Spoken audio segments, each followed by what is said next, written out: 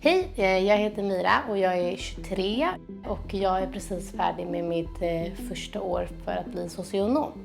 Under hela min första termin träffade jag ingen från min klass eller från min utbildning. Vi hade till exempel inspark, men den var på datorn. Jag skulle vilja säga att jag är en person som är ganska extrovert och mår bra av att vara i sociala sammanhang med människor. Och det kände jag verkligen under hösten då, att det var mentalt jobbigt att jag satt mycket själv framför datorn. Och sen så stängde jag datorn och då visste jag inte riktigt vad jag skulle hitta på annars heller. Så det har varit ganska jobbigt ändå, skulle jag säga.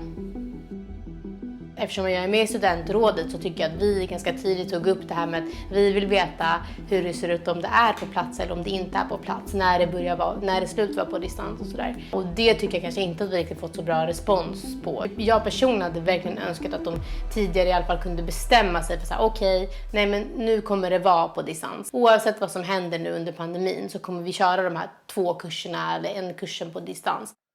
Jag har hamnat i en situation där jag hyr ut en bostad som jag egentligen trivs väldigt bra med i Stockholm.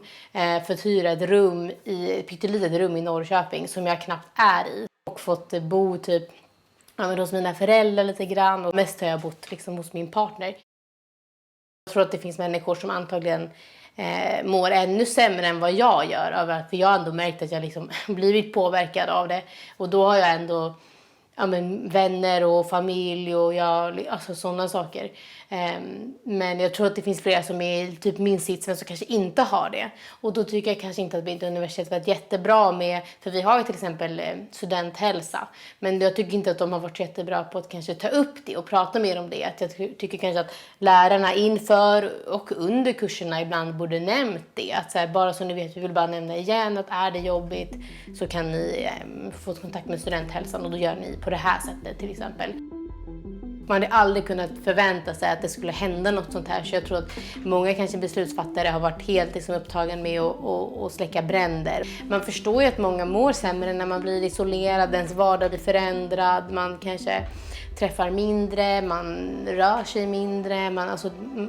Och jag vet inte vad det skulle vara, men möjliggör att på något sätt att ens fritid kan bli kanske meningsfull på något annat sätt. För det känns mycket, under pandemin har man ju pratat om vad man inte får göra såklart. Men att man kanske också hade behövt lite mer med vad får man göra och hur gör man det och var vänder man sig då liksom.